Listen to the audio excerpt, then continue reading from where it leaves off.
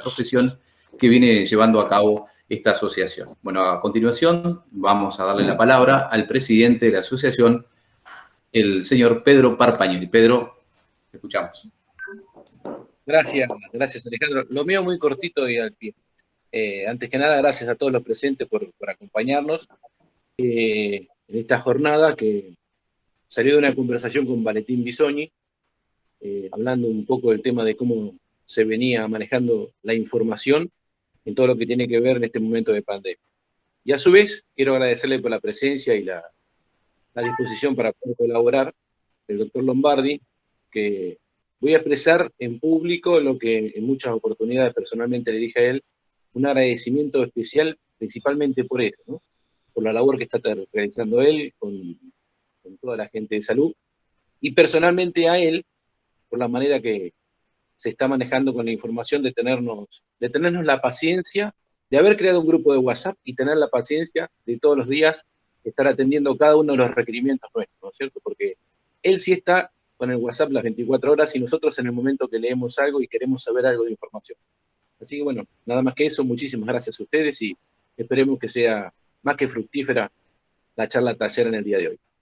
Bueno, muchas gracias, Pablo. Bueno, vamos a explicar un poquito cómo va a ser la metodología de la charla. Es una charla de exposición de Pablo Lombardi. Bueno, y al final tendremos la posibilidad de hacer las preguntas. Preguntas de nosotros queremos que cada uno se explaye de la manera que quiere, pero que no sea tal vez aquella pregunta de cuántos internados tenemos, sino tal vez aquella más profunda que nosotros podamos conocer la metodología en realidad de lo que se viene llevando a cabo en el Hospital Justo José de Urquiza. Y tratar de ver que somos muchos hoy en esta charla, tratar de que cada uno pueda hacer una pregunta. Así que lo vamos a invitar, a aquellos que quieran pueden hacerlo vía el chat o levantando la mano, que vamos a tener en cuenta una vez que finalice el doctor. Bueno, vamos a presentarlo a Pablo Lombardi. Él tiene 53 años, es médico especialista en clínica médica, cursó su educación primaria en la Escuela Avellaneda, la secundaria en el Colegio Don Bosco y se recibió de médico en la Universidad de Buenos Aires. Hizo su residencia y su especialidad en el Hospital Argerich, en la Ciudad Autónoma de Buenos Aires, donde fue jefe de residentes en el último año. Y desde febrero del año 2017, es el director del Hospital Justo José de Urquiza. Bueno, le damos la palabra al doctor Pablo Lombardi. Bueno, muchísimas gracias a todos ustedes. En realidad me gustaría saber bien cuáles son las inquietudes, qué es lo que quieren conocer, qué es lo que más les interesa de que uno comente, de que uno hable con ustedes con respecto a lo que estamos llevando adelante nosotros con la pandemia, porque desde el punto de vista de lo institucional, antes que nada quiero agradecer las palabras de Pedro, que realmente son demasiado generosas. Uno le ha tocado vivir esto de este lado y trata dentro de lo posible, dentro de las limitaciones que uno tiene, de hacer las cosas de la mejor manera posible. Y nos pareció que mantener, perdón, ahí está. Siempre nos pareció que mantener un contacto y un diálogo fluido con todos ustedes era la mejor manera de ir precisamente eso, comunicando cómo se van desarrollando los hechos, sin generar, por un lado, alarmas y cuestiones que puedan ser innecesarias en la comunidad, pero por otro lado, tratando de ser lo más verosímil posible en cuanto a una situación que realmente, para nosotros, los que estamos trabajando en salud, yo particularmente ya llevo 30 años de médico y empecé trabajando antes mientras era alumno, o sea, llevo unos cuantos añitos ya en esto, una situación que es totalmente inédita, que nos ha cambiado la manera de enfocar el trabajo a todos y que ha hecho que lo que veníamos haciendo hasta ahora haya cambiado drásticamente, en el sentido que todo nuestro esfuerzo y toda nuestra atención y todo lo que venimos haciendo lo tenemos que enfocar a una patología determinada como esta, que, ya les digo, ha sido bisagra por lo menos en el último año. Nos hemos encontrado con situaciones sumamente difíciles, como es manejar pacientes que son sumamente complejos en el desarrollo de la enfermedad, pacientes que cuando los tenemos que internar, se internan por muchos días, muchos días. En estos momentos en el Hospital Urquiza tenemos más de 10, 15 pacientes que llevan más de un mes internados, con mucha asistencia, con mucho requerimiento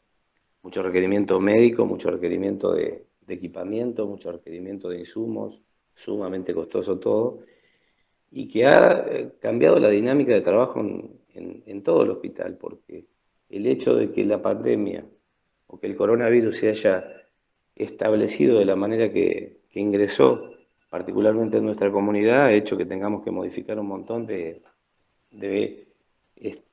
estructuras y funcionamientos que veníamos haciendo hasta mediados del año pasado, y eso hace que estemos en un punto totalmente diferente a lo que era la concepción anterior que teníamos de organizar un establecimiento sanitario y las prioridades que íbamos dando, ¿no es cierto?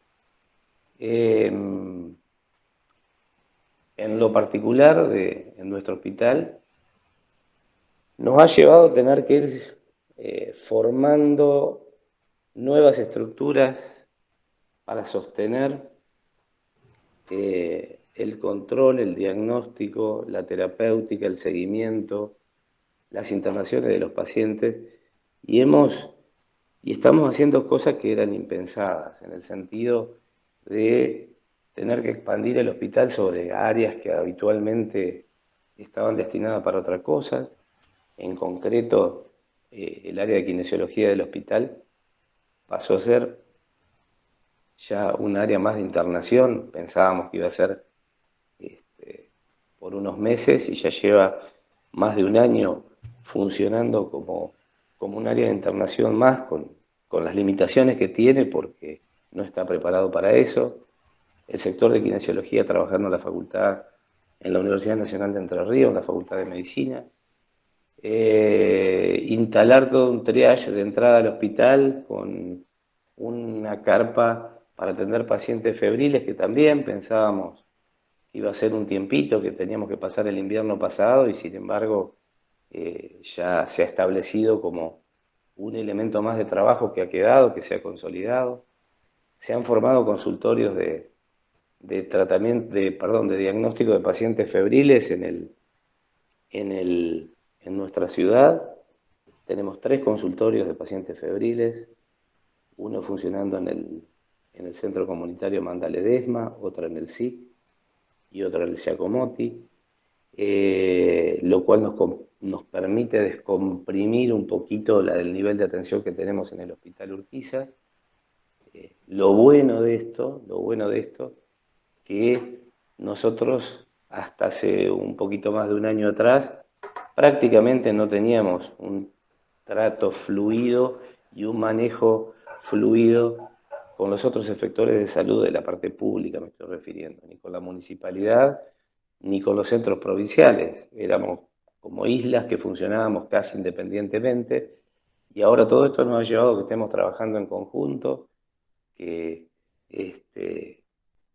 realmente empecemos a formar lo que corresponde, que es una visión más integrada de salud a nivel comunitaria, y nos ha permitido sostenerlo en el tiempo, irlo mejorando, y también es una cosa buena que va a dejar la pandemia. Eso es uno de los elementos, creo yo, más positivos que va a tener todo lo que está sucediendo. Coordinar, como está ocurriendo hoy, la vacunación para tratar de ir avanzando en ese aspecto, que también es un hecho inédito. Hoy parece familiar que se vacuna en el Centro de Educación Física todos los días, pero era impensado esto hace un tiempito atrás.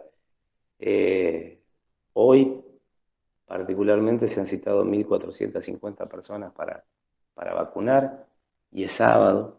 Entonces hay mucha gente que está trabajando, poniendo un esfuerzo grande en todo esto, y son todas cosas que han ido surgiendo a partir de una situación triste, eh, lamentablemente violenta en el sentido de cómo se ha presentado en la sociedad y por las, los problemas que nos está dejando, las vidas que se ha llevado, la gente que queda con mucha limitación después de pasar un cuadro severo por la enfermedad.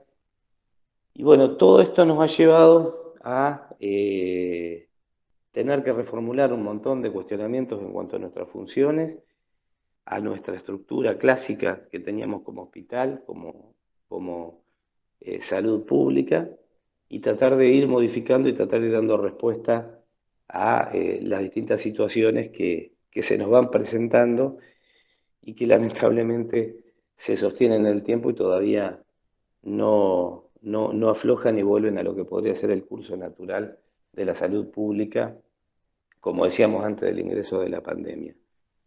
Y en este marco surge el tema de la transmisión y de la comunicación, de lo que nosotros estamos haciendo y queremos que llegue a la comunidad por una razón bien clara.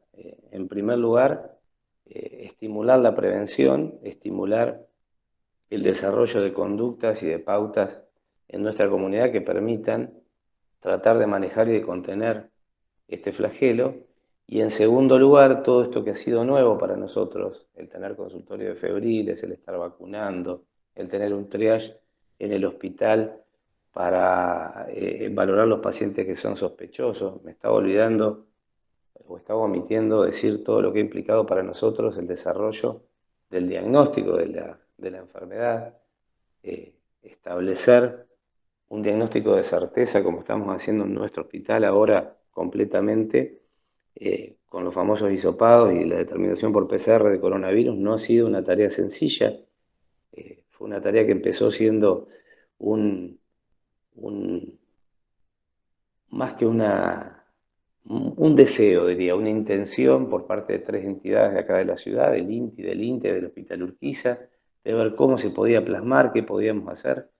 Cuando nadie estaba haciendo esto, solamente se hacía en el Laboratorio de Epidemiología de Paraná, y se empezó a hacer, se empezó a crecer, se empezó a trabajar la posibilidad de hacerlo en el INTA, empezamos en agosto del año pasado haciéndolo en el INTA. Parece sencillo, pero involucrar a tres estructuras, como el Ministerio de la Salud de la provincia, el INTA, que tuvo que dar su acuerdo a nivel nación, y el INTI, que también tuvimos que buscar el acuerdo de INTI a nivel nación para poder armar un convenio y poder desarrollar las tecnologías para hacer los diagnósticos, fue todo un tema laborioso, que no lo hice yo, no es mérito mío, es de gente que estuvo trabajando en el laboratorio, el doctor Arca, en fin, un montón de gente que está trabajando, la ingeniera Gretel Celsi, la gente del INTA de nuestra ciudad. Y bueno, se logró plasmar algo que en su momento lo veíamos muy lejano y lo empezamos a hacer. Fuimos el segundo lugar en la provincia en donde se empezó a hacer diagnóstico por PCR. Hoy pudimos llevar todo ese laboratorio al Hospital Urquiza, lo estamos haciendo completamente en nuestro hospital, agradecidos eternamente con lo que ha hecho INTA, con prestar sus instalaciones, a una bioquímica que ha dejado muchísimo en esto, que es la doctora Florencia Rojo, que viajaba todos los días de Gualeguaychú, de lunes a sábado, para poder hacer las determinaciones. Bueno, todo eso que fue una primera etapa, ahora lo estamos pudiendo hacer todo en nuestro hospital. Y también algo que ahora uno lo ve naturalmente, hacer estos estudios complejos, costosos, y estar haciendo hasta 80 estudios por día solamente de nuestra ciudad, y a veces llegar a 300 estudios de toda la región nuestra por día, ¿eh? Es un hecho que nos enorgullece, eh, se ha familiarizado, parece natural, pero hay un gran esfuerzo atrás de mucha gente y lo estamos pudiendo sostener en el tiempo, lo estamos haciendo de lunes a sábados, todos los días, Empezamos tempranito a las 7 de la mañana, se termina prácticamente a las 7 de la tarde, 8, de hacer todas las tareas. Y todo esto, que son pequeñas cosas que se han ido logrando y se han ido sumando, nos han permitido posicionarnos en un lugar eh, relativamente importante en lo que es la provincia para el manejo de esta situación tan triste como es la pandemia, porque no deja de ser una situación realmente triste, penosa por todo lo que implica desde el punto de vista sanitario, de todos los otros aspectos culturales, deportivos, económicos, tantas cosas que se han ido relegando en este tiempo. Bueno, y en este marco de tener todo esto, de formar también una línea de teléfono como para poder orientar a la gente que está con fiebre, que duda o que tiene sospecha de que pueda estar infectado por COVID, tratás de transmitirlo y tratar de llegar a nuestra comunidad de la mejor manera, es un tema que también fue un desafío para nosotros porque una de las grandes falencias que tenemos como hospital es que no tenemos un, una oficina, un área, un departamento de comunicación, de prensa.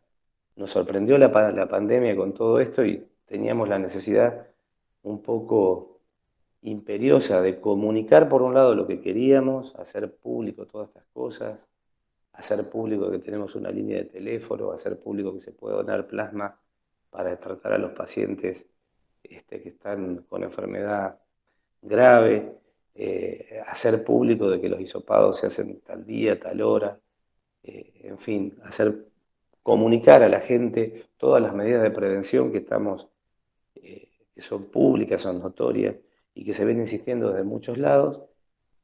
Y en este marco tratamos bueno, de buscar una solución que sea práctica y sencilla en el sentido de poder sostenerla en el tiempo. Como corresponde a ustedes, a los periodistas, las inquietudes eran muchos y uno está muchas veces muy justo con los tiempos. Particularmente uno no puede estar por ahí permanentemente estar respondiendo consultas individuales porque se va mucho el tiempo, no por otra cosa, no porque sea uno quiera ocultar cosas o mantenerse sin transmitir lo que corresponde a la prensa, surgió esta idea de tener un grupo de WhatsApp e ir comunicando todo lo que eh, uno quiere transmitir y todo lo que van preguntando, volcarlos en ese lugar para que la información sea lo más certera posible y que todos tengan el derecho y el uso de la misma información y tratar de sostenerlo en el día a día.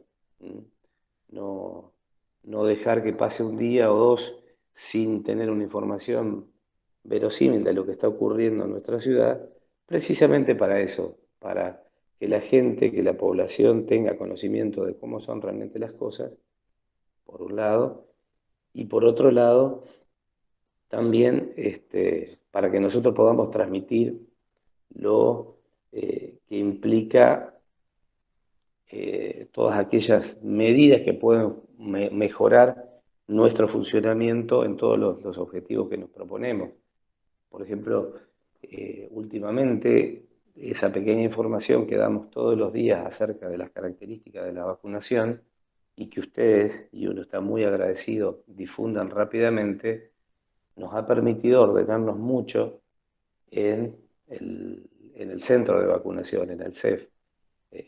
Realmente que la gente conozca a qué personas vamos a vacunar, en qué horario, en qué grupo etario, cuándo vamos a hacer vacunaciones espontáneas y cuándo lo vamos a hacer por citación, nos ha permitido que la vacunación fluya y sacando algunos días que hemos tenido problemas, en líneas generales, hemos podido organizar una estructura que está, creemos nosotros, funcionando bastante bien y dando respuesta a lo que la comunidad necesita. En fin, este es un poquito un pantallazo que quise hacer como introducción para ustedes, para que vean más o menos dónde estamos parados hoy. Creo yo que estamos en el peor momento hasta ahora, esperemos que sea el peor, que no tengamos mayores problemas o mayor compromiso por parte de la enfermedad que la que estamos teniendo hoy día. No podemos bajar de los 50 pacientes internados por día. Tenemos la terapia intensiva prácticamente al 100% ocupadas por pacientes con COVID. Tenemos pacientes que se han cronificado en el hospital, que llevan mucho tiempo internados, que nos impiden ser ágiles en el giro cama y en el tratar de resolver rápidamente los problemas que van teniendo los pacientes. Y estamos en una meseta de casos diagnósticos por día, a mi gusto bastante alta, que no la podemos bajar todavía, y que esperamos que en las próximas semanas, avanzando con la vacunación, esto mejore y tengamos una mejor perspectiva para después del invierno. Bueno, ya han escrito algunas preguntas. Por ejemplo, Jorge Díaz ha dicho, doctor, ustedes atienden parte de Tala y Colón. ¿Mejoró la infraestructura en estas ciudades o departamentos o siguen derivando solamente a Concepción del Uruguay? A ver, bueno, nosotros somos cabecera de una región sanitaria, que es la región sanitaria 3 en la provincia, en donde nuestro hospital, el Hospital Urquiza, es cabecera de estos 3 departamentos en este aspecto, ¿no es cierto? Tanto del departamento Colón, del departamento Tala y obviamente del departamento Uruguay. Cada uno en su nivel ha mejorado sus instalaciones, sus hospitales, sus centros de salud, su sistema sanitario para tratar de dar mejor respuesta a la pandemia. Y eso ha permitido que nosotros no tengamos tanto flujo de pacientes de estos lugares que corresponden que, por el grado de complejidad que tiene el Hospital Urquiza, tienen que venir acá a Concepción del Uruguay. La región, lo que se ha hecho, o lo que se ha intentado formar hace más de 20 años con estas regiones sanitarias, es ir respondiendo en forma escalonada, con distintos grados de complejidad, la distinta variedad que tiene la patología en cada uno de los lugares. Y cada uno en su lugar ha tratado de adaptar sus instalaciones, su personal, su cuestión organizativa de la mejor manera para tratar de dar respuesta a su comunidad en ese lugar. Y la verdad que cada uno en su lugar lo ha hecho y personalmente creo que hay algunos lugares en donde uno debe destacar todo el trabajo que se ha hecho porque ha sido intenso y bueno. En concreto, toda la tarea que viene haciendo, por ejemplo, ahora que lo veo Jorge ahí, que están entre los participantes de la charla, lo que se ha hecho en el Hospital Sagrado Corazón de Jesús en Basavilbaso, ha sido digno de mencionar, una localidad muy chiquita, que llegó a tener 20 pacientes graves internados en ese hospital, que derivó muy poquitos pacientes para acá, para Concepción, haciendo un gran esfuerzo. Es una de las muestras que uno puede dar como para dar respuesta a lo que pregunta Jorge. En otro momento de esos 20 venían 18 para acá. Y a nosotros nos hubiese hecho colapsar nuestro lugar de trabajo, porque no podemos tener los 30 pacientes de Concepción que tenemos ahora, más 18 de Baso, más 15 de Tala, más tantos de otros del departamento Colón. Colón también creció en su infraestructura, en su nivel de atención, el departamento Colón, sobre todo el Hospital San Benjamín. Y bueno, todo este esfuerzo que ha hecho cada uno en su lugar ha permitido que hasta ahora el sistema sanitario esté trabajando en forma exigida, porque no estamos cómodos como estamos trabajando, exigida por la cantidad de trabajo que hay, por todo lo que hay que poner, pero dando hasta ahora una respuesta a la problemática que se va suscitando, ¿no? Bueno, vamos a hacer algunas aclaraciones. Primero, a las personas que no se inscribieron por mail, que envíen a periodistas del departamento Uruguay @gmail.com sus nombres completos y número de DNI para el certificado del taller. Por otro lado, la idea nuestra es que todos pregunten, así que va a haber más de una ronda, más de una vez que podamos hacer otra consulta. Ya van escribiendo al chat, lo tenemos aquí, nos escribió Chanito Barragán, dice, doctor, ¿cuál es su opinión sobre las vacunas contra el COVID? Sí, son buenas, hay que usarlas, sin ningún lugar a duda. Hay medio metido en la gente que hay vacunas que son mejores que otras y demás. En realidad todas están demostrando ser efectivas y todas nos tienen que dar buena respuesta. Yo pongo como ejemplo lo que ha sucedido con el personal de salud. Nosotros realmente en fines del año pasado, noviembre, diciembre, realmente la pasamos muy mal porque el personal se empezó a enfermar y teníamos todos los días 3, 4, 5 enfermeros, médicos, mucamos, administrativos, que se nos enfermaban tanto en el hospital como en las clínicas, como en las emergencias. Y cuando empezó la vacunación, en este caso las primeras vacunas que llegaron, que fueron las Sputnik, que fue a fines de diciembre, creo que la primera dosis las aplicamos el 29 de diciembre, nos cambió la historia. Lo primero que vimos es que el personal nos enfermó más. Y ahora, lamentablemente, con esta segunda ola, estamos viendo que otra vez el personal se contagia, otra vez tenemos personal de salud enfermo, pero hasta ahora, y ojalá que siga siendo así, todos con enfermedad leve, con compromiso mínimo, no hemos tenido que internar a nadie, y eso es una prueba práctica de la utilidad de las vacunas.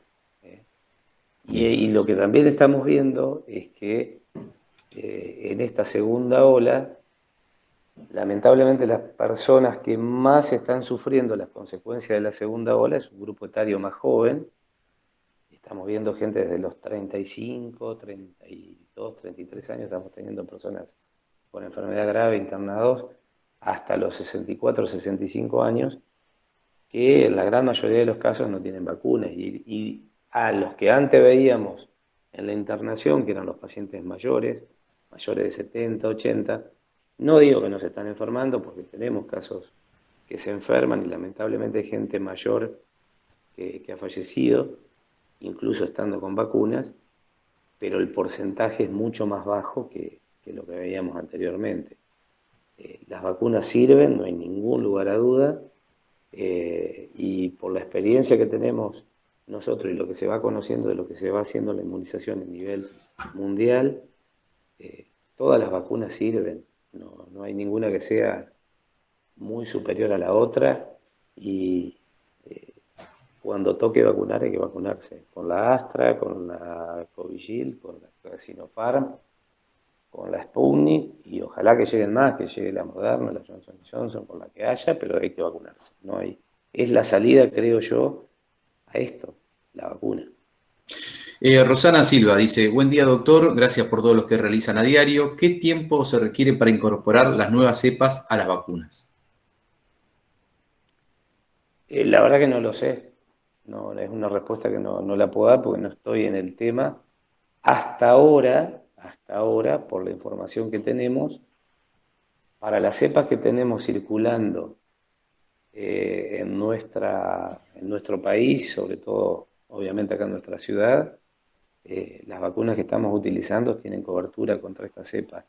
No sabemos bien qué va a pasar con las cepas nuevas, las cepas, bueno, ahora les cambiaron las denominaciones, todavía no me las puedo aprender, pero con la cepa india y demás, con las cepas que parecen ser un nuevo riesgo de una tercera ola, pero hasta ahora tanto la cepa Manaos como la cepa británica, como la cepa clásica, que son las que hemos detectado acá en la región, las vacunas que tenemos le dan buena cobertura, así que eso es un alivio. Bien, hay otra pregunta, en este caso Jorge Kleiman dice, por otro lado, aquí primero dice, ¿por qué no hay acompañamiento desde lo privado? Ejemplo, la clínica, la cooperativa, tenemos entendido que todo pasa por el hospital. Sí, en esta segunda ola prácticamente todo ha pasado por el hospital. Hay cuestiones que lo hemos planteado al Ministerio, que el Ministerio a su vez lo ha tratado, está tratando de unificar, que es, bueno, cómo se solventan los gastos de estos pacientes que realmente son muy costosos en el día a día. El otro día leía una entrevista que le hicieron al doctor Roldán, a nuestro jefe de terapia intensiva, que hablaba de que un paciente por día en terapia intensiva sale 50.000 pesos, 50.000 pesos de insumos. No, si uno empieza a contar el gasto del personal y demás, se va mucho más arriba de eso. Realmente el consumo de medicación, de drogas, de oxígeno y demás es sumamente costoso. Lo que uno sabe es que, bueno, las obras sociales y demás no han estado a la altura de esos, de poder pagar esos insumos y esas cosas y todo el costo que se genera a través de una internación con un paciente por COVID, y eso ha generado este conflicto de intereses que tenemos en este momento. La realidad es que uno ha planteado todo este problema que no es poco en la esfera que corresponde. Lo hemos charlado con las autoridades de PAMI, lo hemos charlado con las autoridades ministeriales, hemos tenido reuniones con el ministerio, con las autoridades de las clínicas y demás, tratando de buscar una solución. Ahora hay pacientes, ayer se internaron 2 pacientes de terapia intensiva que necesitan terapia intensiva en las clínicas, pero ya les digo, es un tema que uno no puede manejar porque excede a lo que puede hacer desde el hospital, ¿no? Bueno, tenemos más preguntas. Buen día, doctor. ¿La vacuna formará parte de un calendario obligatorio de vacunación en un futuro? Yo supongo que sí, que el año que viene nos vamos a tener que volver a vacunar todos, y no sé cómo se irá comportando el virus, pero estimo que en los próximos años vamos a tener que vacunarnos todos y probablemente todos los años. Valentín Bisogni, buenos días, doctor. Respecto a la carga de datos estadísticos, de casos positivos, personas internadas, personas fallecidas y demás estadísticas, si nos puede explicar cuál es la metodología diaria que realizan, cómo es esa tarea y si reciben información de las clínicas privadas o ellos cargan datos por su cuenta. No, la carga de todos los pacientes con, con infección por coronavirus es una carga obligatoria, es decir, el registro de todos los pacientes que se hace diagnóstico, tanto en la esfera pública como en la esfera privada, se tiene que hacer en forma obligatoria en un registro nacional, el CISA, en donde se van volcando a diario todos los pacientes que se van haciendo diagnóstico de casos positivos, y también vamos haciendo la introducción en esa carga nacional de los pacientes que se van internando en cada uno de los lugares. Lo que es más complejo y es una falencia que tenemos, es el tema de cargar el alta. Cuando damos de alta a los pacientes, eso no está tan aceitado como es la carga de los datos positivos y las cargas de los pacientes que tienen una internación, y en el caso de que haya un fallecimiento, cargar el fallecimiento del paciente. Cuando damos el alta, estamos un poco lentos en la carga del alta médica, por eso si ustedes ven algunos de los reportes que hace epidemiología de la provincia, aparecen muy poquitos pacientes con alta, y es que en realidad no se hace la carga en forma adecuada, y esto tiene una explicación práctica. No todos cargamos los datos en el registro nacional, lo hace la gente de epidemiología y lo hace un grupo de personas que está trabajando en el hospital. Tenés que tener una clave, tenés que tener una formación, es tedioso también, no es una cosa sencilla la carga, tenés que dedicarle su tiempo, y muchas veces nosotros somos un equipo más o menos de 20 personas que estamos siguiendo a los pacientes, somos un poco lentos en transmitir esa información y por eso hay esa divergencia entre los pacientes que están de alta con los que aparecen como casos positivos. Pareciera que hay muchos casos positivos porque hay muy poquitas altas, pero en realidad es una falencia que tenemos porque el sistema es un poco engorroso y tedioso. Y cuando vos tenés que dedicarte a hacer una carga, no pasa nada, pero si tenés que cargar 20, 25 por día, más trabajo, más todo el trabajo que hay atrás y demás, es lo que uno deja de lado, es la realidad. La otra pregunta de Jorge Kleiman, ¿se da en Concepción del Uruguay esa explosión de solidaridad como en Basa del Baso? Acá se dona oxígeno, insumos, dinero y gracias a esta acción pueden funcionar bien el hospital, más allá de la propia gente que forma parte del mismo, dice Jorge.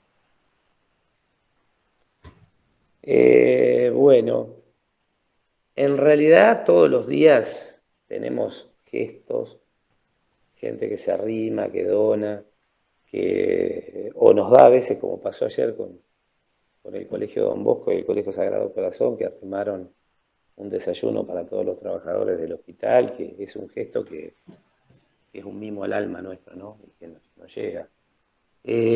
Cuando empezó la pandemia, hubo mucho apoyo de la gente en forma particular, de instituciones, como por ejemplo el SECOM, que organizó una campaña.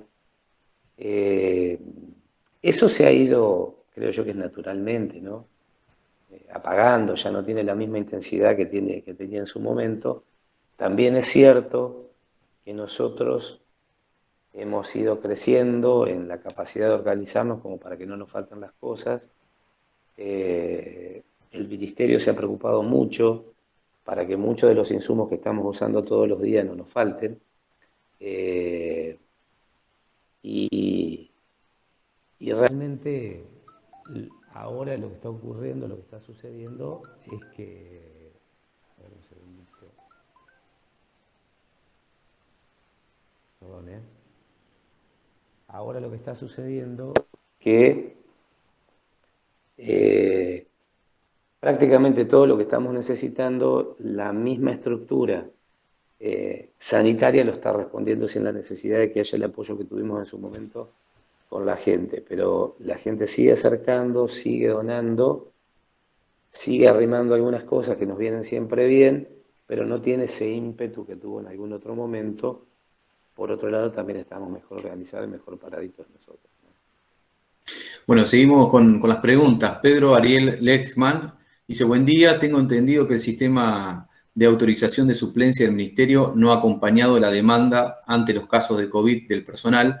Si esto es así, ¿y cómo han superado este imprevisto? Bueno, el tema de la suplencia sí es un tema que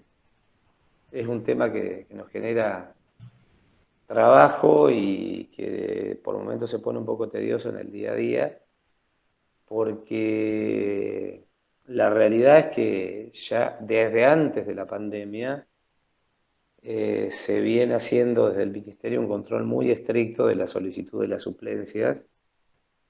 Hay mucho personal que está con suplencias extraordinarias, entonces cuando se enferman, no tienen algún problema y demás, la legislación no permite que haya suplente de suplente. Y por otro lado, hemos tenido que crecer en prestaciones.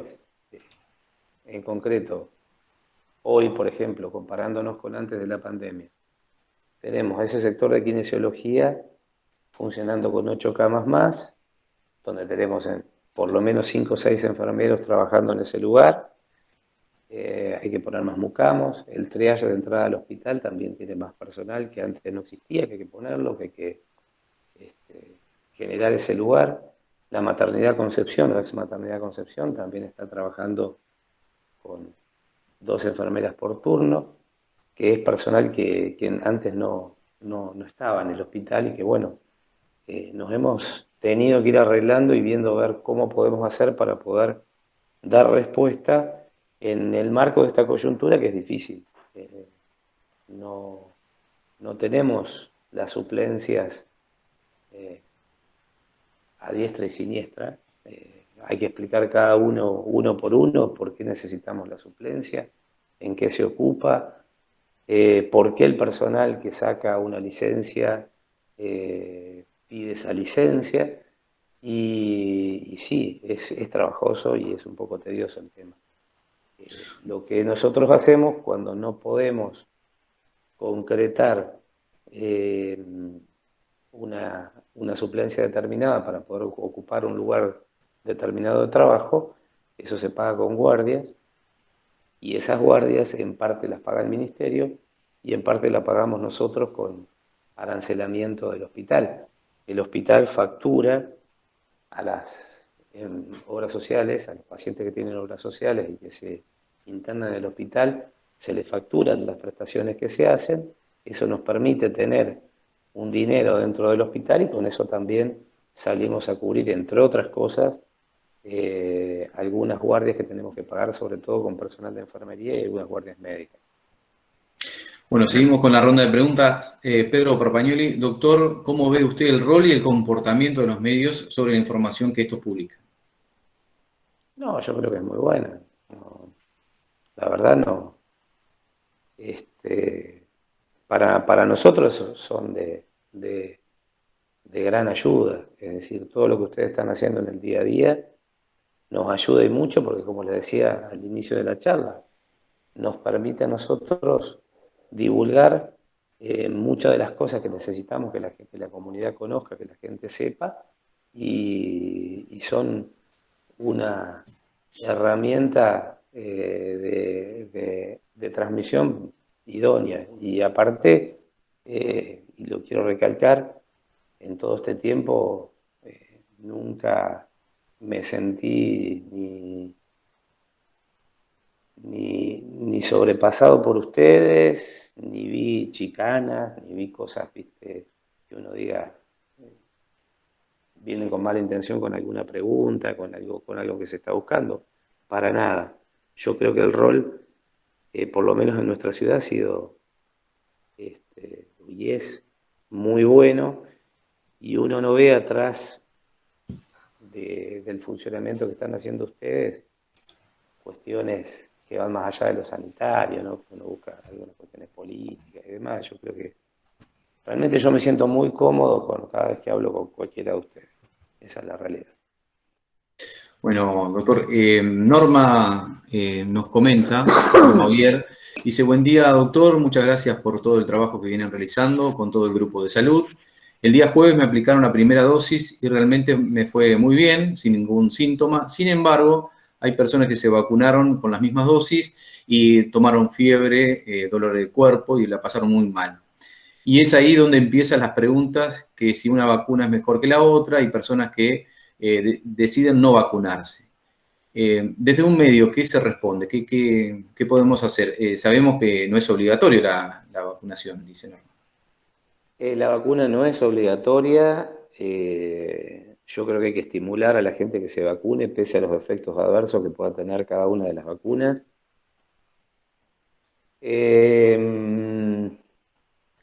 No hemos tenido, se van aplicando hoy, con las aplicaciones de hoy, estamos arriba de las 35.000 dosis aplicadas, tengo que sacar bien los números, pero se van aplicando 35.000 dosis fácil, o estamos cerca de ese número. No hemos tenido ningún efecto adverso grave vinculado con las vacunas. No hemos tenido que hacer ninguna notificación grave vinculada con la vacuna, con ninguna vacuna en particular, ni con la Sputnik, ni con la Covishield, ni con la Sinopharm, con ninguna. Sí es cierto que, y particularmente la Sputnik, la rusa, tiene un poquito más de incidencia de efectos adversos menores. El 70% está descrito que presenta algún tipo de reacción adversa vinculada con la vacunación, que la gran mayoría de los casos es astenia, que es cansancio, que uno se siente decaído por 38 horas, sin ganas de hacer nada. Otros levantan un poquito de temperatura, otros pacientes han hecho fiebre alta.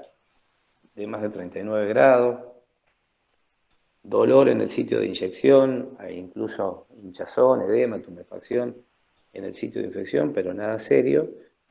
Y creo yo que si uno pone en la balanza el beneficio de estar vacunado con efectos adversos mínimos que pueden pasar con la vacuna, obviamente que no tenemos que dudar en vacunarnos. Esto no tiene que generar ningún tipo de duda.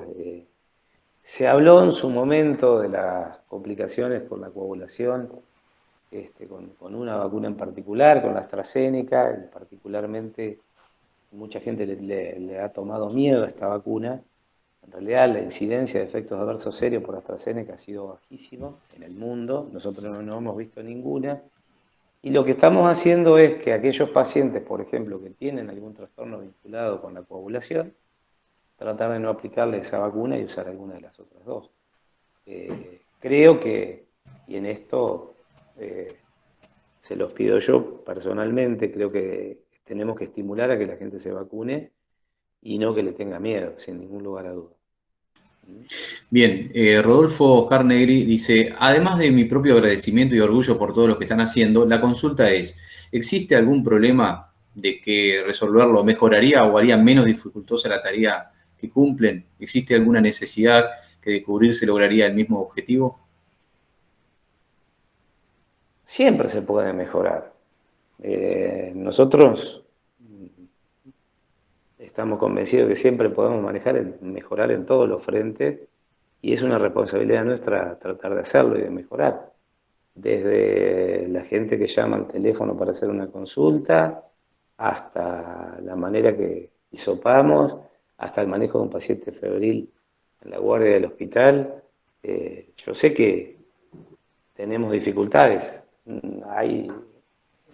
El viernes pasado, no ayer, el otro viernes, internamos 11 pacientes con COVID en el hospital. 11 pacientes llegaron graves, los 11.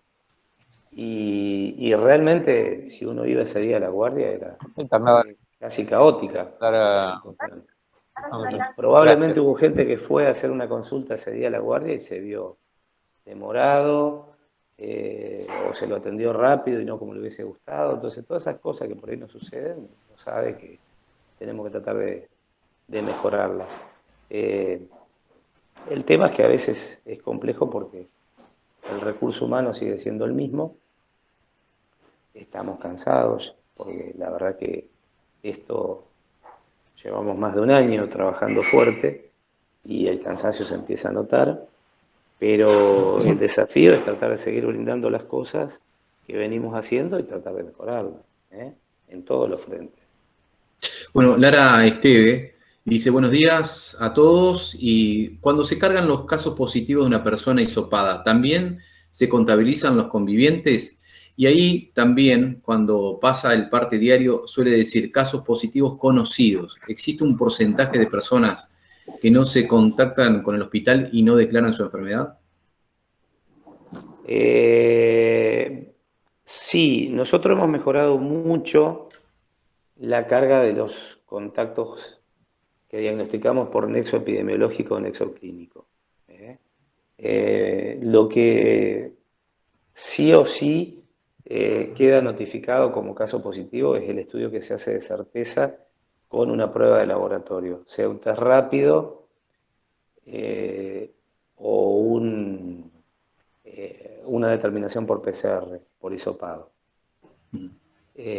A partir de ahí uno se abre un abanico atrás de un paciente que da positivo aparecen varios convivientes, amigos y demás que tienen clínica y los diagnosticamos por nexo epidemiológico sin necesidad de hacer un estudio.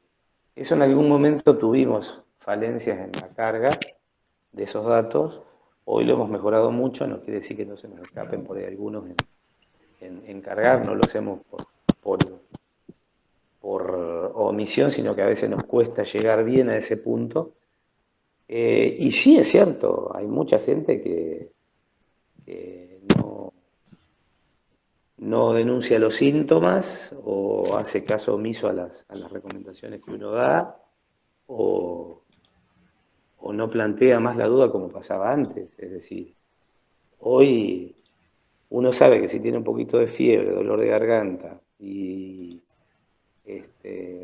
congestión, y consultás, te van a decir que te quedes 3 días en tu casa aislado, y la gente empieza a poner en el lugar otras inquietudes, otras cosas. Tienen que salir a trabajar, tienen que abrir un negocio, tienen que hacer su vida, y mucha gente no lo cuenta porque sabe que atrás de eso viene la indicación, eso lo sabemos. Ahora, no podemos manejar esa situación nosotros porque nos excede, nos supera. Y siempre hablamos de casos conocidos precisamente por esto, porque se sabe en todos lados que lo que uno ve es la punta del iceberg y que hay muchos casos atrás que no lo encontramos. Y nos damos cuenta, y una prueba fiel de eso es que muchos pacientes llegan al hospital en una condición muy grave y muchas veces han pasado de la guardia a terapia intensiva y no habían hecho ninguna consulta previa y están con toda la sintomatología una semana, 10 días antes, y no hicieron ningún tipo de consulta. Por eso uno a veces, yo pongo eso, casos conocidos, porque son lo que sabemos nosotros, pero sabemos que hay una población que para algunos es el doble y hasta a veces el triple, y otros dicen que es más todavía, de lo que conocemos, que está con infección activa, y el sistema no lo sabe. Bueno, Matías Díaz dice, buenos días, doctor. ¿Cuál es su opinión sobre la presencialidad de los chicos en las escuelas en este momento de la pandemia? Bueno, ayer casualmente hablaba este mismo tema, o antes de ayer, con Walter Bacón, el dirigente de ACMER. Nos estábamos comunicando vía mensaje y audio por teléfono. En lo personal, creo que creo que uno tiene que ver el tema de la escolaridad en el contexto sanitario actual de la ciudad y lo que se está desarrollando desde el punto de vista epidemiológico en la ciudad. Si nosotros tenemos una actividad que se está desarrollando con limitaciones, pero se está desarrollando al fin, porque hay cuestiones que no se pueden sostener más, es decir, queda bien claro, creo yo, que si nosotros nos encerramos todos 15 días y nadie pisa la vereda, muy probablemente los casos bajen drásticamente. Tendría que ser así. Pero están todos los intereses en juegos económicos, culturales, educativos, que no se pueden ya sostener más de esa manera por lo que ha pasado en todo este tiempo y por lo que implica, sobre todo desde el punto de vista, creo yo, de lo económico, seguir limitando ciertas cuestiones que terminan afectando mucho a la gente en un momento que estamos muy mal desde el punto de vista fundamentalmente económico. Si uno ve todo el movimiento que tiene la ciudad y piensa cómo se desarrolla la educación en ese marco, personalmente creo que si se respetan todos los protocolos que hemos establecido y que cuando los pusimos en práctica funcionaron, que es la educación en forma de burbujas, respetando los protocolos, cuidando toda la parte sanitaria al máximo para lo que es cada institución, creo que la presencialidad en el marco que estamos viviendo actualmente se puede llegar a realizar. Sobre todo teniendo en cuenta que la virtualidad, el acceso a la información a través del teléfono, de internet, de Zoom, de Meet, no es para todos. Es decir, Alejandro, nosotros tenemos nuestros chicos en el colegio Don Bosco y para nosotros no es tan difícil que los chicos sostengan la escolaridad. Pero si vos te vas un poquitito más a las escuelas de afuera, a la periferia, directamente no hacen nada. No hay acceso, no hay posibilidades de desarrollar ningún tipo de práctica, ningún tipo de actividad que tenga vinculado con la educación, porque realmente no hay acceso adecuado a la informática, y esta brecha que a veces se da entre los que tienen acceso a las cosas y a los que no tienen por su condición socioeconómica, se hace cada vez más grande, más, precisamente se hace cada vez mucho más diferente entre una parte de la población y la otra. Y creo que en este marco lo que hay que trabajar es cómo hacer para que esos protocolos se cumplan de la mejor manera, se cumplan de la manera adecuada, pero tratar de sostener una presencialidad, porque la realidad es que llevamos más de 1 año y medio en todo esto, y es mucho tiempo, y creo que el interés educativo también tiene que tener la importancia que corresponde y tratar de sostenerlo en un marco adecuado, como lo vengo planteando, ¿no? Es decir, tomando todos los recaudos y protocolos habidos y tratándolos de hacer de la mejor manera posible, la posibilidad de que eso implique un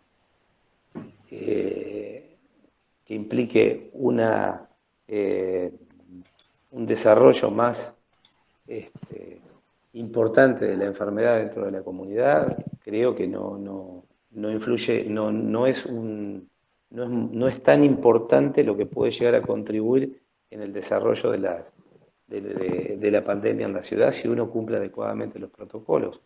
Y de hecho, en estos 3 primeros meses en donde se trabajó, en las distintas escuelas y demás, no hemos tenido grandes problemas sanitarios en ninguna escuela, en ningún colegio, con ningún grupo, porque cada vez que hubo una burbuja con comprometidos, se sacó esa burbuja y se permitió seguir el desarrollo de la escolaridad sin que se afecte a toda la institución. No nos pasó así en otros marcos. A veces en los lugares de trabajo, en donde hay mucha población y demás, ha sido más difícil el manejo en los frigoríficos, por ejemplo. Entonces, cuando uno pone en la balanza el costo y beneficio de las cosas, creo que con mucho cuidado, pese al momento que estamos viviendo, y respetando estrictamente los protocolos y condiciones que se han establecido tanto desde el Ministerio de Salud como el Ministerio de Educación de la provincia, se puede desarrollar la escolaridad sin que esto implique un alto riesgo epidemiológico para el resto de la comunidad, ¿no? Es una opinión personal, Sí. no es una opinión institucional. ¿Tá? Bien. Doctor, Matías Chicó dice, buenos días, quería consultarle sobre la experiencia del hospital respecto a la transfusión de plasma de pacientes recuperados. Bueno, lamentablemente el plasma de pacientes recuperados apareció en su momento como una herramienta que parecía interesante dentro de los recursos terapéuticos que uno tiene para combatir este flagelo. A medida que fueron pasando las semanas, los meses, y a medida que se fue conociendo más de los resultados que se fueron teniendo con el tratamiento con pacientes, con plasma de pacientes recuperados, lamentablemente los beneficios no fueron tan claros como pensábamos en algún momento. Hubo un trabajo muy grande que se hizo en la ciudad de Buenos Aires y hubo otro trabajo que se hizo afuera, si mal no recuerdo en Inglaterra, perdón, en la India, en donde se usó plasma en muchos pacientes, y la realidad es que no ha demostrado ser tan útil como pensábamos en otro momento. Pareciera que el beneficio está más que nada dado en los primeros días de evolución de la enfermedad y en los casos graves. El problema que tenemos es que la mayoría de los pacientes hacen el desarrollo de la enfermedad grave entre el día 7 y el día 10, después de que inician los síntomas, y en ese momento, que es donde uno debería contar con el recurso terapéutico, ya el plasma no está demostrando beneficios en ese momento. Particularmente pareciera ser beneficioso los 3 primeros días de la enfermedad, pero es raro que un paciente en esos 3 primeros días esté con un compromiso tal que lleve a que lo utilicemos. De todas maneras, nosotros tenemos plasma en el hospital, seguimos recibiendo plasma de pacientes que se han recuperado y seguimos pasándolo o aplicándoselo a pacientes, sobre todo que llegan hasta el día 6, día 7, tratando de brindarle una posibilidad más de recuperación, aunque sabemos que la utilidad ya no es tan beneficiosa como parecía en otro momento. Hay dos preguntas muy similares. Rodolfo Carnegri y Karen Otto preguntan con respecto al comportamiento de la población y este comportamiento con respecto a las medidas sanitarias y si pudo haber sido mejor la situación acá en Concepción. Bueno, también es una opinión personal. Creo que no ha habido mucha colaboración de la comunidad en los cuidados, ni personales ni comunitarios, y cuesta, sigue costando muchísimo. Me parece que en las últimas semanas hay más cuidado, más cooperación. Uno ve más gente con barbijo en la calle, al menos, pero también seguís viendo gente que toma mate en las plazas, en cualquier lado, que comparte cosas y demás, que son cosas muy básicas que uno debiera ya haber desterrado con todo el tiempo de evolución que llevamos. Sí me parece que cuando la gente tiene problemas, ahí toma conciencia, cuando los problemas le llegan a cada uno en particular, y eso sí por ahí es un cambio en ciertas conductas, pero sigue siendo un tema difícil y creo que la colaboración que uno ve no es la que más nos gustaría, ¿no? Chano pregunta, ¿qué opina usted sobre el rol de los centros de salud, principalmente del Departamento Uruguay, Casero, Herrera, Villamantero, Pronunciamiento, San Justo? ¿Cómo han funcionado? Bueno, nosotros tenemos un diálogo fluido con todos los centros de salud y trabajamos en conjunto con todos ellos. Yo creo que el rol que van teniendo es muy importante para cada una de las comunidades. Lo vienen haciendo y lo vienen haciendo muy bien. Lo vienen haciendo y lo vienen haciendo bien y han ido, como nos ha pasado a todos, creciendo dinámicamente en respuesta y en tratar de brindar contención a cada una de las poblaciones. Para nosotros es una ayuda grande que tenemos de prácticamente todos los centros de salud del departamento. Hay muy poquitas excepciones que uno ha tenido alguna que otra dificultad, pero creo que el rol es importante. Lo tenemos que hacer entre todos y cada uno tiene que trabajar desde su lugar, porque si no, no se puede. Y han ido, a ver, un aspecto que parece poco, pero no es tanto. Hasta fines del año pasado, nosotros los hisopados y los estudios que se le hacían a los pacientes los centralizábamos en el Hospital Urquiza. Hoy prácticamente todos los centros de salud realizan los hisopados en su lugar, nos mandan las muestras, nosotros las procesamos, después le transmitimos la información, ellos se encargan del control, del seguimiento, y realmente los pacientes que llegan a Concepción son pacientes que necesitan de una internación, los otros los manejan en forma adecuada en cada uno de sus lugares, de sus localidades, y eso es muy bueno. Bueno, me había quedado pendiente una pregunta de Jorge Díaz donde nos hacía o le hacía la consulta a usted de la cantidad de camas, cómo estamos desde agosto, él recordaba del año pasado, nos decía cuántas camas había dicho, alrededor, a ver si lo tengo acá, dice el año pasado nos había dicho que en la ciudad había 30 camas disponibles para la UTI. ¿Han mejorado o sigue igual esa cantidad de camas? Son un poquito más, unas 35 camas críticas hay en la ciudad. De esas, hoy ocupadas para pacientes COVID hay 14. Bueno, está este tema que salió antes, ¿no? El tema de la problemática con las instituciones privadas, que el año pasado no la teníamos, un problema que se instaló ahora, que bueno, uno espera y es optimista en que eso se pueda resolver y solucionar en breve, ¿no?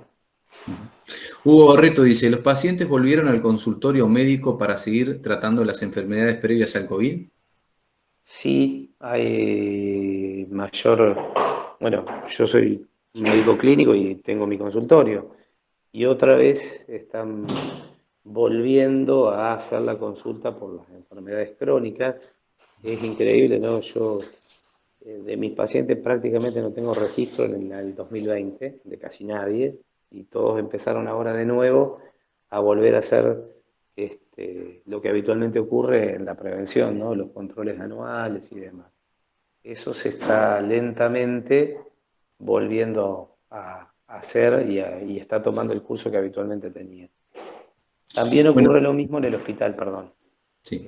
En el hospital Urquiza prácticamente no había consultas en los consultorios externos y ahora de nuevo ha tomado desarrollo. Valentín nos preguntaba prácticamente lo mismo el tema de la ocupación que usted acaba de contestar, pero también el tema de las camas de NUTI. Pero nos pregunta si ustedes tuvieron que derivar casos de COVID a otros hospitales de la zona. Sí, sí. Hemos derivado pacientes.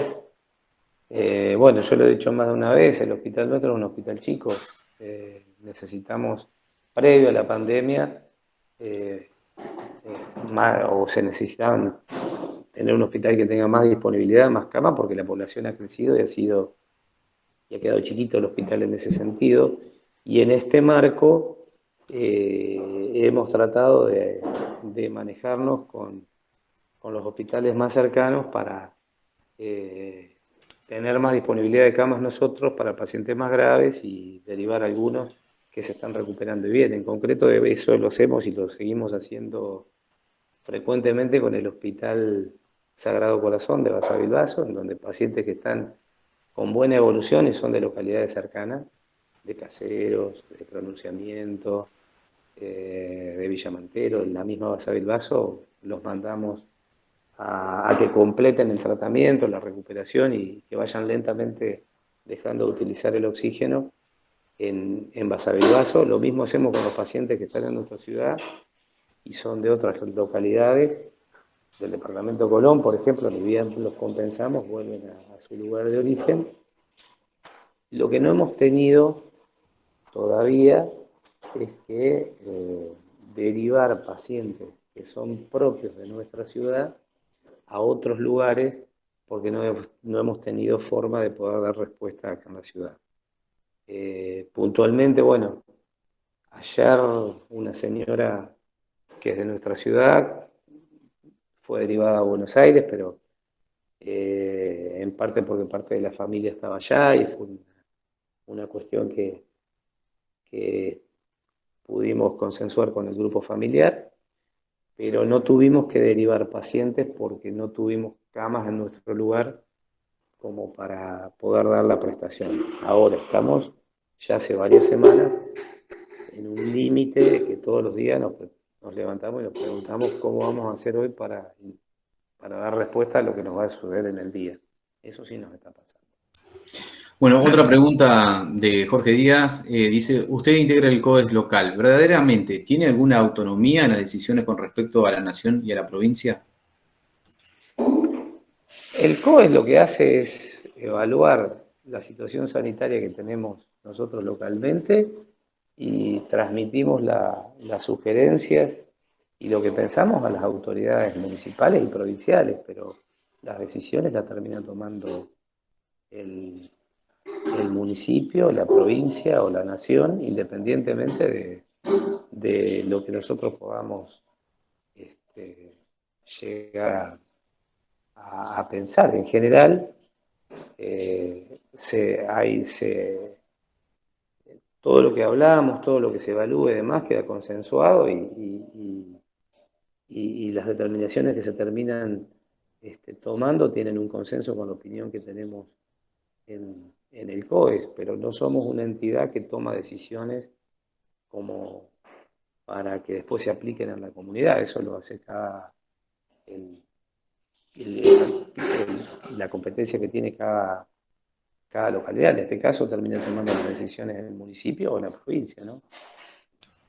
Usted sabe que hablé con Arca los otros días y me había dicho que han mejorado tecnológicamente los test, lo que demandaba mucho más tiempo, más costos, ahora se hace mucho más rápido porque la comunidad internacional volcó todo para que esto vaya mejorando. ¿Qué le quedó previo a ustedes de la pandemia que lo hacían de una manera y hoy con el COVID, con esta manera de trabajar, ha mejorado? Con respecto al diagnóstico, bueno, se montó un laboratorio nuevo, prácticamente. Es decir, todo lo que estamos haciendo para hacer las determinaciones bioquímicas por PCR es prácticamente nuevo. La provincia compró un equipo, un ciclador, que es el equipo que se utiliza para poder determinar la presencia del virus en las secreciones nasales o faringeas. Hacer todo el procesamiento de esa muestra es complejo porque se necesita hacer lo que se llama la extracción de la muestra, que lleva unas cuantas horas, purificarla, prepararla para poder incorporarla en este equipo, en el ciclador, y recién ahí realizar el diagnóstico. Es un proceso que lleva 6-7 horas fácil, y todo eso que antes no estaba, ahora está y funciona en el hospital, y lo hacemos a veces para 200, 300 muestras por día. Se ha crecido y se ha crecido mucho, y esto, lo bueno que esto no es que solamente este equipamiento sirva para hacer determinaciones para coronavirus, sirve para hacerlo, sirve para hacerlo con muchas otras determinaciones virales y muchas otras determinaciones diagnósticas, y eso va a quedar para el hospital y para la comunidad. Eso es algo bueno que se ha crecido y que era impensado, ya digo, hace un año atrás, ¿no? Y con equipamiento que es costoso. Bueno, doctor Rosana Silva dice, ¿cómo es el tema de las altas médicas? Conozco casos que cumplen con los 10 días de aislamiento, se reincorporan a las tareas y a los pocos días recaen, o sea, vuelven a tener síntomas. En cada caso, por supuesto, debe ser distinto, ¿no? O hay personas que se recuperan y otras que nunca se recuperaron. ¿Puede ser? La gran mayoría de los pacientes cumplen el ciclo del virus y la enfermedad pasa. No, la recaída o que vuelvan a tener síntomas y demás no es lo más común, e implica para nosotros un desafío, porque precisamente tenemos que pensar si es que la enfermedad está resuelta, si es que hay una reactivación del proceso infeccioso que tenían anteriormente, que uno pensaba que estaba superado, o si hay otra patología aparte que se ha desarrollado. Pero son pocos esos casos. En general el comportamiento viral tiene un patrón bastante característico. En el 95% de los casos, el comportamiento es leve, la mayoría de los pacientes tienen un cuadro parecido a lo que es una gripe, generalmente con mayor compromiso del estado general, con mucho compromiso del estado general en el sentido que tienen fiebre, decaimiento, dolores musculares, mucho dolor de cabeza también cuenta la gente, y ahí en ese contexto aparece la pérdida del gusto, del olfato. Son 2, 3, 4 días que la gente está así, y después empieza lentamente a mejorar, y generalmente a los 10 días están prácticamente sin síntomas, quedando muchas veces un cansancio, un decaimiento importante, pero ese es el comportamiento de la gran mayoría de los pacientes.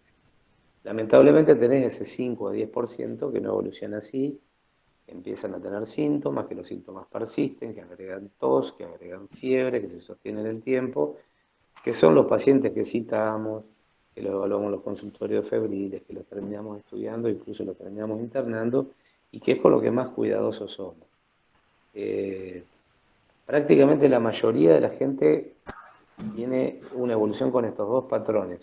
o un cuadro leve con un poco de compromiso que lentamente mejora, o el otro caso que empiezan a ir increyendo en los síntomas y lamentablemente terminan siendo enfermedad moderada o severa.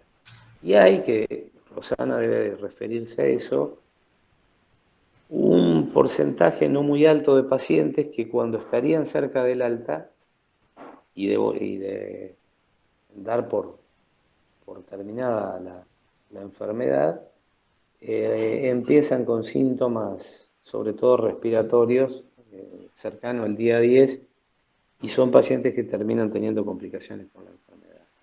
Son los patrones que vemos. Después hay casos puntuales que, bueno, los vamos analizando uno por uno y viendo cuál es la mejor situación a tener o a determinar. Doctor, Rodolfo Carnegri pregunta, ¿es una ventaja de que el intendente sea médico? Sí, yo creo que sí. Porque hay algunas cuestiones que nosotros charlamos y hemos hablado con él, que como está en salud y lo entiende, creo yo que es más fácil de acceder y de convencer. Un segundito. Es más fácil acceder y de colaborar en todo lo que esto implica. Es decir, por ejemplo, la ambulancia que tenía el 107, como le decimos nosotros, la emergencia pública que tiene la ciudad, estaba bastante limitada con el parque automotor. La ambulancia era bastante...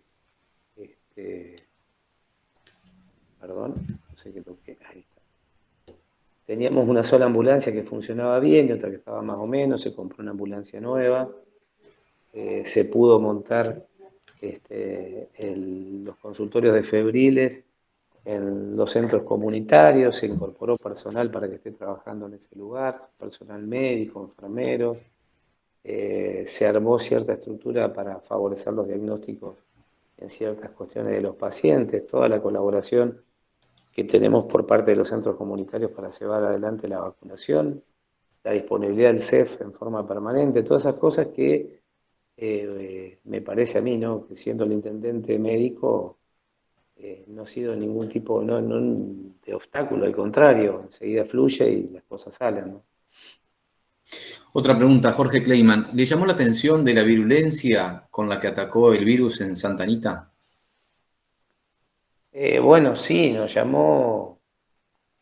realidad nos llamó la atención todo lo que pasó en el comportamiento de la epidemia en la ciudad. Siempre se lo he dicho a ustedes, algunos en forma personal, hubo un par de días en febrero que tuvimos 3 diagnósticos, 4, febrero, y en febrero que estaba todo el mundo en la calle, circulando con prácticamente la actividad normal, las playas funcionando todo, y tenemos 3 casos en la ciudad, y en poquitas semanas, pasamos a estar en donde estamos ahora. Y primero fue la zona oeste del departamento, Basavilbaso, Santa Anita y las localidades de la zona oeste. Eso, lo primero que pensamos es que, bueno, evidentemente la cepa que estaba circulando era otra, nos llevó a tratar de hacer el diagnóstico de certeza del problema y hicimos este estudio con esta fundación, la Fundación País, que estudiamos 25 casos al azar, 10 de la localidad de Basavilbaso y un par de Santa Anita, eran dentro de esos 10, y otros 15 de nuestra ciudad, y lo que pudimos encontrar es que, bueno, en la zona oeste del departamento, los 10 casos que estudiamos eran todos de cepa Manaos, y nosotros tener un poquito más de cepa británica que Manaos, pero evidentemente había cambiado la virología, la circulación de gérmenes en la ciudad, y eso explica la virulencia que tuvo no solamente en Santa Anita, sino en el mismo Basavilbaso también. Una cepa más agresiva, más contagiosa, y que lamentablemente causó todos los problemas que ya conocemos. Bueno, se están acabando las preguntas, doctor. Parece que vinimos bien y contestamos todo lo que necesitaban. ¿Tiene alguna otra palabra, algo que no le hayan preguntado que usted quiera comunicar a los compañeros? No, simplemente agradecerles a ustedes les vuelvo a decir, para nosotros es sumamente valioso lo que brindan cada vez que difunden lo que nos está pasando y lo que a nosotros nos interesa mucho que se difunda. En concreto, ahora queremos avanzar lo que más podamos con la vacunación. Personalmente estoy convencido que la gran herramienta para salir de todo esto es vacunar. Y todo lo que ustedes hacen en transmitirle a la gente y a la población en el día a día nos ayuda y es una herramienta sumamente valiosa. Y también agradecerles siempre el respeto y la cordialidad con la que me tratan a mí y al personal del hospital cada vez que se acercan para conversar con alguno de nosotros. Y volverles a decir que tanto en lo que es mi persona como en cualquiera de los integrantes del hospital que ustedes quieren hablar, nosotros no le prohibimos ni le limitamos a nadie que hable, que se ponga en comunicación con ustedes. Estamos dispuestos siempre a estar respondiendo a las inquietudes que puedan surgir y lo que sí tratamos de hacer las cosas de la mejor manera posible. Estamos poniendo mucho empeño para que esto nos vaya de la mejor manera posible, que termine pronto y hacemos lo mejor que podemos y estamos siempre a disposición de ustedes y agradecido, les vuelvo a decir, por la cordialidad y el respeto con el que nos tratan. Bueno, muchísimas gracias. Pedro, ¿querés algunas palabras más para cerrar ya este encuentro?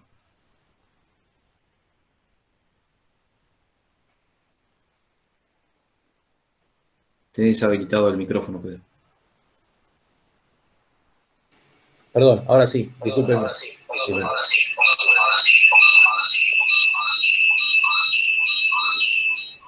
Ahora sí. Disculpen. Lo que decía, lo que hablábamos al principio de la charla.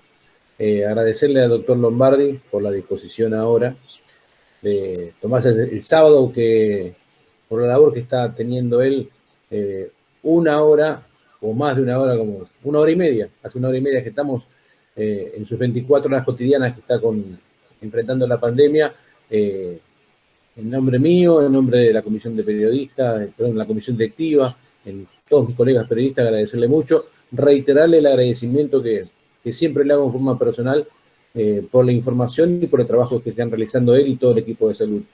Y a todos los colegas que participaron hoy, también gracias, ¿no es cierto? Porque más allá de que a todos nos sirven, es un compromiso cotidiano. Por ahí uno le gustaría que estas cosas las podríamos hacer más seguido, aunque parezca mentira, a todos nos pasa lo mismo, estamos con los tiempos acotados, esto de la pandemia nos ha reformulado la forma de trabajar. Así que bueno, a cada uno de ustedes, que veo muchos amigos, en la mayoría, lo estoy viendo ya a Héctor de los Santos, Sol Sandé, Abelardo Santangelo, Pedro, Ariel Leisman, Matías Díaz, Rodolfo Neri, y no quiero decir más porque si no voy a quedar mal con alguno, y seguramente todos tienen algo que hacer. Así que bueno, lo mío es eso nomás, un agradecimiento muy especial, y a Valentín Bisogni, que fue el precursor de tirar esta idea que hoy estemos reunidos acá para conversar y que el doctor nos ponga al tanto de cómo es el tema de informar en la pandemia. Bueno, chicos, muchísimas gracias a todos. Gracias, doctor, por su tiempo. Muchas gracias a ustedes. Y seguiremos en contacto, me imagino, ¿no? Muchísimas gracias. Muchas gracias. Gracias en serio.